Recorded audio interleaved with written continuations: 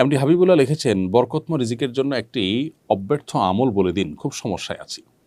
ভাই হাবিবুল্লাহ, আল্লাহ তালা আপনাকে বরকতময় রিজিক দান করুন, আমরা মনে প্রাণে আল্লাহ তালার কাছে দোয়া করি এবং সেই সাথে আপনাকে আমরা পরামর্শ দিব রিজিকের আল্লাহ তালার পক্ষ থেকে রিজিক এবং রিজিকে বরকত লাভের 10টি চাবি, এই মর্মে একটা ভিডিও আমাদের আছে, বেশ অনেক বছরের পুরনো। এই বরকত লাভের 10টি চাবি নামক ভিডিওটি আপনি যদি দেখেন, আশা করা যায় সেখানে আপনি রিজিকের মধ্যে যেন বরকত লাভ হয়, কল্যাণ যেন হয়, আল্লাহ যেন রিজিক বাড়িয়ে দেন, তার জন্য অনেকগুলো উপায় উপকরণ বলা আছে। এর মধ্যে থেকে একটা হলো তাকওয়া অর্জন করা।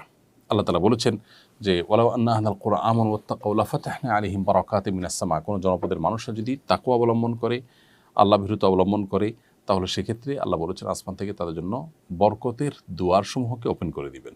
ইস্তেগফার করলে আল্লাহ তাআলা রিজিক বাড়িয়ে দেন, আত্মীয়তার সাথে সম্পর্ক ভালো রাখলে আল্লাহ তাআলা রিজিক বাড়িয়ে দেন।